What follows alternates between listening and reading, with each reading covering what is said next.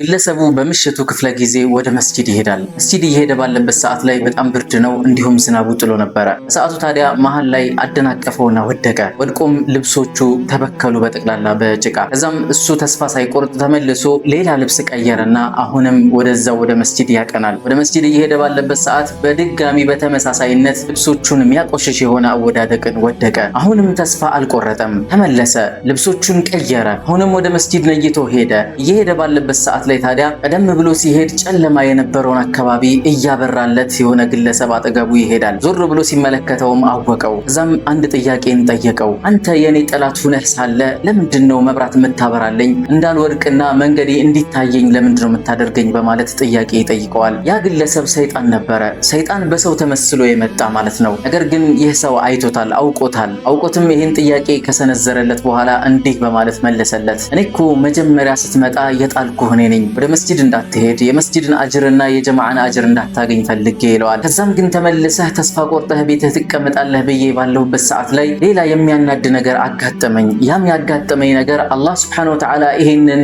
ትግልህን ተመልክቶ ሙሉ ለሙሉ ወንጀሎችህን ማረልህ። ከዛም ሁለተኛ ደግሞ መጣህና እዚያ አካባቢ ስትደርስ እንድትወድቅ አደረግኩ። ወደ መስጂድ ሂደህ ጀማዓ ሰላት እንዳትካፈል አደረግኩ። ከዛም ግን ተመልሰህ ሂደህ ደግሞ ልብስህን ቀይረህ ስትመጣ በጣም በሚገርም ሁኔታ አላህ ሱብሓነሁ ወተዓላ ሙሉ የቤተሰቦችህን ወንጀል ማረልህ በዚህ ተግባረ። ታዲያ ለሶስተኛ ጊዜ አደናቅፎ እንዲጥልህ ባደርግና ሂደህ ልብስህን ቀይረህ ብትመጣ ሙሉ ዓለምን አላህ ባንተ የሰራኸው ስራ ምክንያት ይምራል ብዬ ፈራውና እኔ ደግሞ ሰዎችን ለማሳሳትና ሰዎች ጀነት እንዳይገቡ ከመፈለግ አንጻር ስለሆነ ስራዬ ይህንን ነገር እንዳያጋጥም ፈልጌ ይኸው ፋኖስ እያበራውልህ መስጂድ በሰላም እንድትደርስ አደረግኩ በማለት መልስ ይሰጣል። ሰይጣን ምን ያክል ለሰዎች ጠላት እንደሆነ አስቡት። ምናልባት አንዳንድ ጊዜ ጥሩ የሚመስሉ ነገር ግን ጥሩ ያልሆኑ ነገሮች እኛ ጋር ሲመጡ ሰይጣን ስራዬ ብሎ እነዚህ ነገሮች እንዲሳኩልን እያደረገ ሊሆን ስለሚችል በትኩረት ስለ ጉዳዩ አላህ ይወደዋል ወይስ አይወደውም ብለን ልናስብ ይገባናል። የዛሬው መልእክቴ ነው። ሼር አትርሱ።